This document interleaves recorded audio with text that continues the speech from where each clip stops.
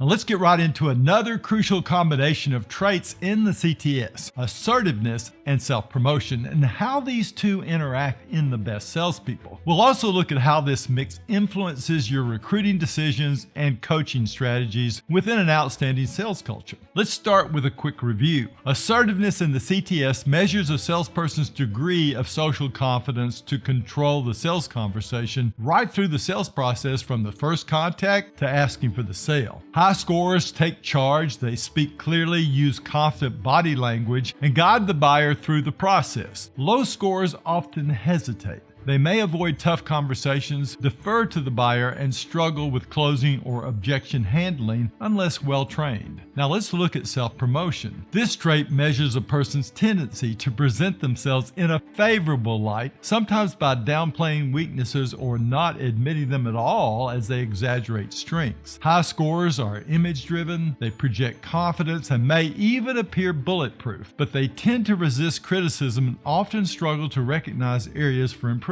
Low scorers are sensitive to criticism and tougher on themselves. They take feedback to heart and prefer sincerity over showmanship. However, they may underplay the benefits and value of what they're selling. Now, what happens when a rep scores high in assertiveness and moderately to high in self-promotion? This is what we call assertively promoting the self. These individuals speak with authority, confidently present their ideas and solutions, and they often position themselves and their product in the best possible light. They are persuasive, in control, and rarely rattled in front of buyers. That's a strong mix, especially in a high activity or competitive sales culture. From the buyer's perspective, this salesperson seems credible, confident, composed, and honest. But unless diminished by a strong values orientation, there may be a shadow side. That same confidence can lead to overpitching, overselling, or embellishing the benefits without deeply exploring the buyer's real needs. And because of the elevated self-promotion trait, they may struggle with self-awareness. They might deflect feedback, ignore coaching, or be blind to over-promising and gaps in their process. So as a leader, here's what you need to do.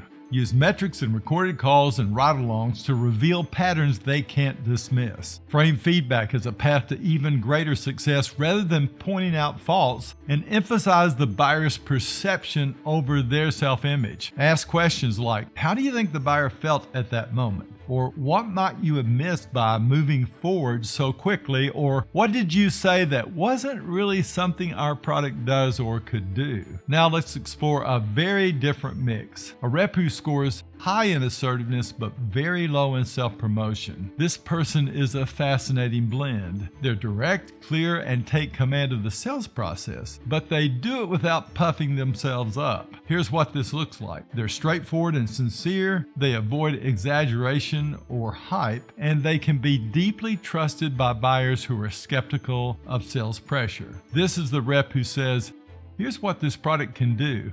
And if it's not a fit, that's okay. They're confident enough to challenge the buyer, but humble enough to stay grounded. They focus on the buyer's needs over making themselves look good. Their strength is in being seen as credible, honest, and authentic, and that builds trust quickly in consultative selling environments. But there's a coaching opportunity here too. Because they downplay themselves and their products, they may miss chances to emphasize value, hesitate to highlight competitive advantages, and undersell how transformational the solution could be for the buyer. To coach them effectively, teach them it's not about bragging, it's about serving the buyer by fully communicating value. Show them how to use storytelling and testimonials to validate claims without feeling inauthentic, and help them connect emotion to outcome. Buyers don't just buy facts, they buy how those facts change their lives. And with the right coaching, this rep becomes one of the most trusted voices in your team. When they speak, people listen and believe. However, we can't ignore the deeper emotional layer of this mix, because their self-promotion is very low and their ego is not front and center. They're not wearing a protective persona, they're putting their real, unfiltered self out there. As a result, they're sensitive to criticism. Even well-meaning feedback can feel like personal failure. They often internalize rejection, wondering if it's something they did wrong, rather than seeing it as part of the sales process. And they may lose confidence if they feel their efforts or beliefs are being questioned. In short, they're confident in delivery, but vulnerable under pressure.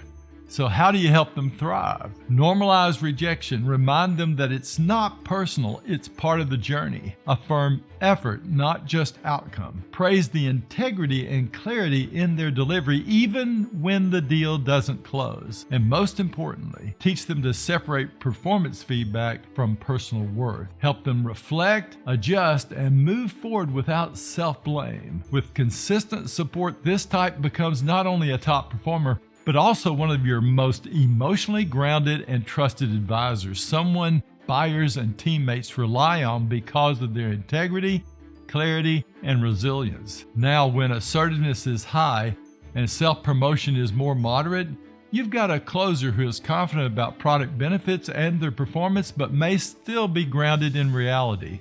They handle themselves well, present effectively, and accept coaching more openly, especially if they respect you and trust your intentions. This kind of salesperson thrives when you recognize their wins, build trust, and coach with tact and strategy. So remember, assertiveness and self-promotion form a powerful combination. When balanced and coached well, they produce top-tier performers. But without insight and guidance, they can become overly polished and resistant to change. If this breakdown helped you, make sure you like, subscribe, and click the bell to stay updated on how to decode and coach every trait mix in the CTS. We'll see you next time.